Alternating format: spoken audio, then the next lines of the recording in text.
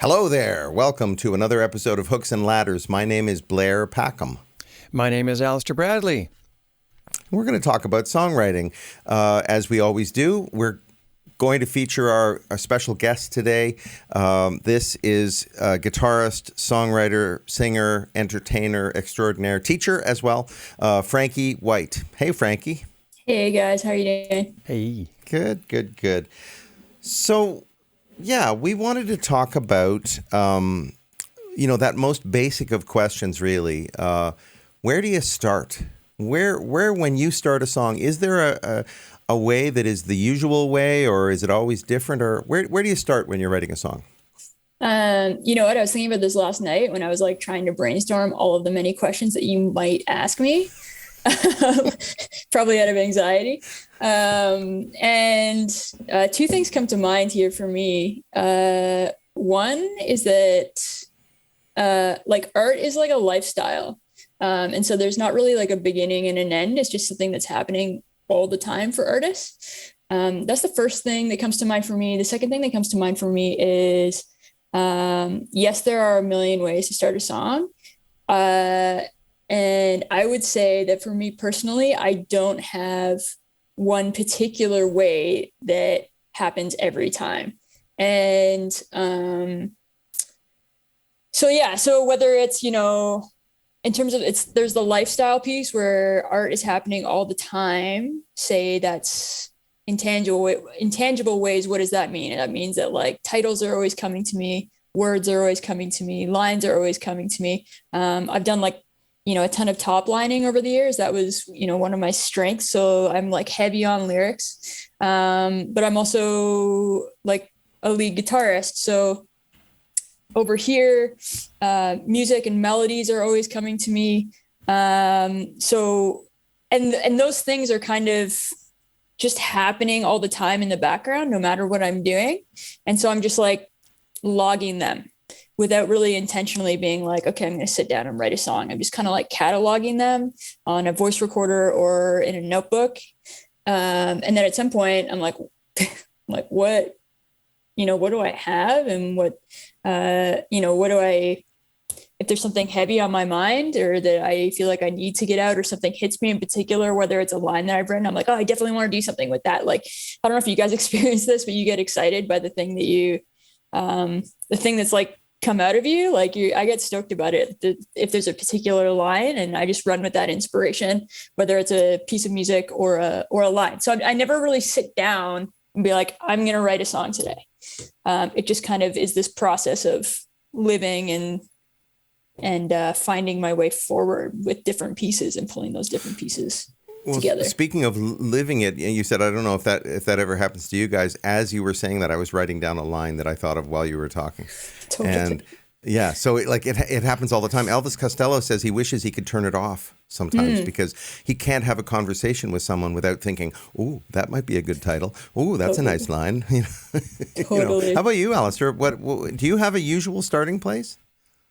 I don't. And like Frankie said, there will be moments that I that are completely unplanned where an idea that so appeals to me just comes from somewhere. Yeah. The problem is typically when that happens, I'm not in a position to dedicate myself to writing because I'm doing something and I'm expected to be doing something else. But that's where the notebook comes in, or the voice recorder, or whatever method you like to use to file away those ideas. So that I do have sessions where I sit down and so 9 a.m. tomorrow I'm setting aside time to write, and I'm not going to put the pressure on myself at 9 a.m. tomorrow to come up with something to write about. I'm going to look at the notebook. Or the thought's still going to be in my head because I couldn't get it out. Yeah. On the flip side, actually, now that we're having this conversation, I did a lot of staff writing over the past 10 years. And so that's a different kind of thing because it's not my own art. And I'm walking into a session with an artist that I've never met before, or other songwriters that I've never met before. And so those kinds of sessions, you literally are walking in being okay, we're going to write a song today. So what does that look like? That often looks like having a conversation with the artist, trying to figure out what matters to the artist. Maybe the artist is walking in with a little kernel of an idea that came to them. Sometimes yes, sometimes no. So if not, then it's sitting down and trying to figure out it's basically playing therapist to some extent. What matters to this person? What do they want to say? And kind of, the thing starts to take shape from there. Whether it's like you hear something they say, maybe they've got a little riff, and it works outwards from there. It's kind of like an expedited process of the process that we're talking about. It has to happen in real time. Right. With research. Yeah, it's like a mini kind of research interview, Yeah. or just connecting, right? I heard something funny yesterday. It was an interview with those guys who produced Janet Jackson, Terry Lewis, and from Minneapolis. Jimmy Jam and Terry Lewis. Yeah. So when they wanted to produce Janet Jackson, her career was in a real lull. I mean, she was still Janet Jackson, but she hadn't. So the record label flew her to Minneapolis, and they hung out for a week, driving around town, checking out stuff, seeing whatever the sites were, going to the local trail walks and walking around and so forth, just talking to her. And at the end of the week, she said, "So when are we going to start working?" And they said, "No, we're working. We're working right now." And then they played her some stuff based on the conversations that they'd had. And she was like, "Wait a second. So anything I say could end up in a song?" And far from being upset about it, she was thrilled, because she was like, "Well, that's fantastic. And you know what? If we're going to do that, I've also got this to say and this to say." So that to me was a really interesting way of approaching a song, of starting a song is as you say, doing research. Totally. Some construction just started above me. Sorry guys, if you can hear that. No, I can't hear it at all. Zoom is filtering that out for us. Okay, so sweet. That's awesome. I like that you brought into the conversation the notion of writing with an artist or for an artist, because it is kind of a different venture. And like you say, part of what has to happen up front is getting an understanding of what's going to be in the box and what's going to be outside the box. Yes. Where are some places where this artist would never go? Let's not write that song. Let's save that song for another artist. Yeah, and it's also finding that mutual ground, because like as a songwriter, you're an artist, and the last thing a song needs is for you to alienate yourself to write something for someone else. So ultimately it's about connecting with that artist, finding that, like mutual human experience, and supporting that person towards whatever goal it is that they want to achieve with what they want to say. And often those things, we resonate with those things because we're all human beings, right? Like I have had situations where I've been like, I don't want to write a song about that. I don't identify with that. So it's about walking that line. Yeah. And, if there's a particular topic that I don't resonate with, then, I'm sure there's like someone else, right? We're all different songwriters. So as a guitar player, do you ever write from a riff? Yeah, I have, for sure. Yeah. For sure. Yeah. So you're just sitting around sort of jamming with yourself basically, and come up with something, and you think, "Oh, that's cool." And you start basing a song around that. Yeah, absolutely. Like a riff or a melody, or, a chord progression. Totally.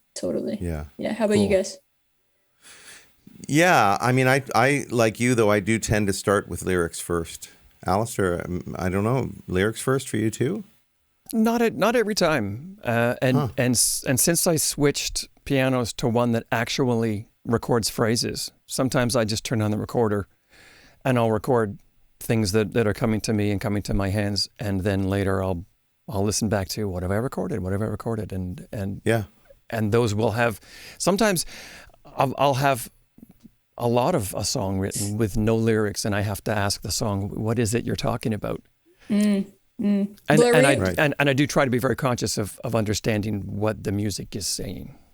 I love that. I remember John Mayer was talking about, I'm trying to remember what song it was in particular, but he talked about the music and the lyrics being like married at a certain point, and how he had the experience of like some songs just like not quite getting there, where it's like maybe the music and the lyrics are just like, it's a good song and it's on the record, right? Like it's, I'm sure millions of people listen to it and identify with it, but in his own mind, it wasn't quite there at the same level as these other songs where it's like that's where the magic happens. And obviously that can't necessarily happen every song we write, but that's the goal, is to like the music and the lyrics kind of resonating. It's a mood. Yeah. It's a mood, right? Yeah, and the sound of the lyrics as well. Singing. They have to be singable words. Totally. Yeah. It's challenging, this songwriting thing. What do you think about there's singable words, and then there's artists who are pretty outside of the box with that. I think of like someone like Alanis Morissette. Yeah. Yes. And I'm not saying her lyrics aren't singable. Like I love her songs. Jagged Little Pill is amazing, but she's someone who uses like very different words. Right, and her Ottawa Valley accent, it figures, with the hard R's and so forth, but that's part of her sound. Yeah, totally. So often, these conventions can be turned on their heads. Singable words. Well, what's a singable word really? Is it always a long vowel? Of course, you can turn these things on their heads and come up with something really fresh, which is great. But it kind of helps to know what the initial goal was, I guess. To have singable words, and then what? Screw that! I'm not going to do that. I'm going to do this instead. Rather than just sort of blindly finding your way. That's why we're talking about all this stuff, right, Alistair? That's why we're talking about all this stuff. Yeah. So that we're not blindly finding our way. Stumbling along. Yeah, that's right. Thank you so much, Frankie. As always, it's so great to talk with you, and can't wait to hear your next batch of songs. Awesome. Thanks, guys. Have a great day. Yes, thanks, Frankie. After this conversation, I want to stop recording and I want to go write something. So this has been me too. Very inspirational. You got 4 hours. Go. Yeah.